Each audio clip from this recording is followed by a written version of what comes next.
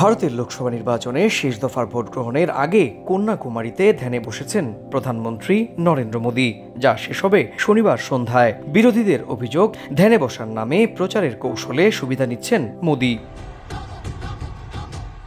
এবারের নির্বাচনী প্রচারণায় 543 আসন দখলের লড়াইয়ে দেশটির সব রাজনৈতিক দলের মরিয়া চেষ্টা লক্ষণীয়। চোখে পড়ার মতো প্রচার করেছেন প্রধানমন্ত্রী ও এনডিএর পোস্টার বয় খ্যাত নরেন্দ্র মোদী।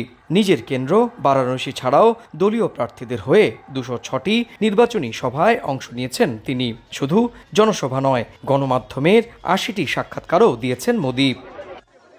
প্রচারণায় রাহুল মমতার পাল্লাও প্রায় সমান। কংগ্রেস নেতা ও তৃণমূল নেত্রী উভয় 47 দিনে 107টি নির্বাচনী সভা সমাবেশ করেছেন।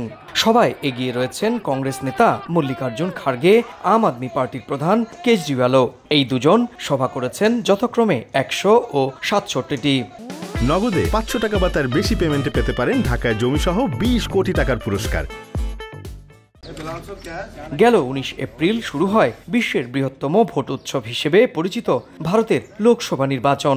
বিজেপি আগেই ঘোষণা করেছে এবার দলটির টার্গেট 400 আসন। তবে শেষ দুদফার পর শুরু হয় হিসেব নিকেশ মেলানোর পালা। তবে প্রত্যাশিতভাবে শেষ দুদফায় ভোট কম পড়ায় শেষ দফার পরই শুরু হয় নতুন করে হিসেব নিকেশ মেলানোর পালা। যদিও হাড্ডাহাড্ডি লড়াইয়ের আভাস দিচ্ছেন রাজনৈতিক বিশ্লেষকরা। সুব্রত আচার্য, সময় সংবাদ, ভারত।